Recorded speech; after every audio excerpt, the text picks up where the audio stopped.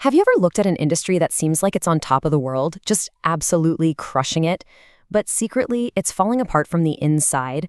Well, that's exactly what's happening right now in the world of video games. It's this massive, fascinating paradox, and we're going to unpack it. So, on the surface, everything looks incredible. The global video game market has just exploded to nearly $196 billion. To put that into perspective for you, that is more than the movie and music industries combined. It's growing year after year. We see all these breakout hits. It really seems like a golden age, right? Well, hold on. Not exactly. Because while we're all spending more than ever on games, the money that actually powers the creation of those games, it's vanishing. Private funding for game studios has completely cratered, dropping by a staggering 55%. It's like the engine room of this giant gleaming ship just suddenly went silent. And that is the big question, isn't it? How can an industry be booming and busting at the exact same time? It doesn't make any sense.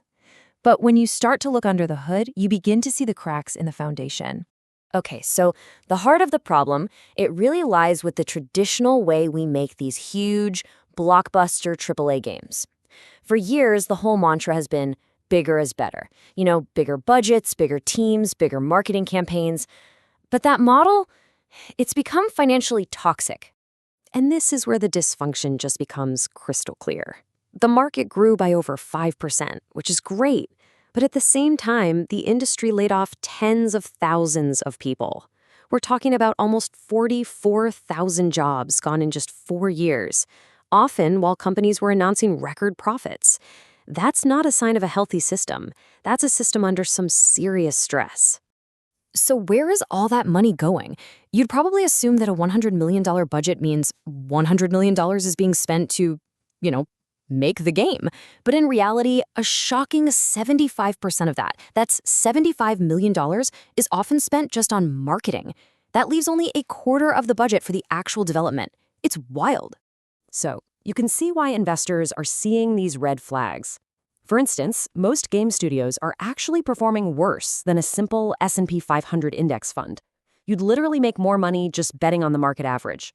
And get this, even though we're all spending 40% more on games, studio profits have actually gone down. Why? Because most of us are spending our time on older, established hits. The new games are struggling to get even a tiny slice of our attention. So what does a smart industry do when its old model breaks down? It changes. And right now we are watching a fundamental restructuring of how, and maybe more importantly, where games get made. The best way to understand this whole thing is to look at the software industry. Decades ago, it just got way too expensive to do everything in North America.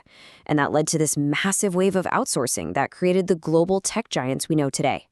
Well, guess what? The exact same shift is happening right now in game development. The hiring data tells the whole story. North America is just not the center of the game dev universe anymore. Today, China is creating the most new jobs, with Europe right behind. The work is following the talent to places where it's more affordable to get things done. But this is where the story takes a really fascinating turn. Because this isn't just about saving a little bit of money here and there. No, we're talking about a game-changing economic advantage that is completely reshaping the entire industry.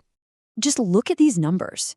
A starting C++ developer who knows their way around the Unreal Engine, well, in the United States, they can make up to $250,000. That same skilled developer in India, their starting salary is closer to $30,000. That is a breathtaking difference. So what does that mean in the real world? It means a game that has a development budget of $25 million in the US could potentially be made in India for just $2.5 million. This isn't a small tweak. This is a complete rewrite of the economic rules of making games.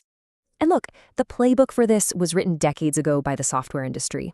Taking that same model, finding talent all over the globe, and applying it to gaming, it unlocks this incredible opportunity to create amazing, high-quality experiences for a fraction of the cost. But this story isn't just about cutting costs. It's also about finding new audiences. And the biggest new audience in the world has totally changed the center of gravity for the entire industry. China now accounts for an incredible 38% of all new spending growth in the global market. Think about that. They represent about a fifth of the total players, but they're driving nearly two-fifths of all the growth. That means if you want to be successful in the future, you simply cannot ignore the Chinese market. And what's really cool is that these new markets are hungry for new ideas. Take this quote. It's from a developer whose game trailer, which was packed with Indian Bollywood style, just unexpectedly went viral in China. It got hundreds of millions of views.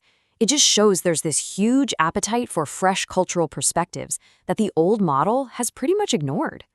So, after all that, what does this actually mean for the future? We've seen the problem, we've seen the shifts, but what's the new game plan for success in this new world? Well, first, you have to realize what the competition even is anymore. Games aren't just competing with other games. No, they're fighting for our very limited attention against the infinite scroll of TikTok and Reels and the instant rush of those hyper-casual gambling apps. To win, they have to be smarter and way more efficient. The solution really is a new game plan. It's a future that requires a fundamental rethinking of how games are funded, created, and sold. It's about moving away from that broken blockbuster model and towards something way more sustainable and diverse. And this future is really built on 4 key pillars. It's about embracing new business models like subscription services that are basically a Netflix for games. It's about championing new voices and creative ideas from emerging markets like India, China, and Brazil. It relies on new methods, using efficient global development and cool new tech to drive costs way down. And finally, it means targeting these huge growing markets outside of North America. Which really leaves us with this one final thought. For decades, we've all kind of assumed that the best games came from the biggest budgets. But maybe we were wrong. Maybe the true future of this incredible art form isn't about spending more money, but about finding more diverse, creative, and efficient ways to bring bold new ideas to life from every single corner of the globe.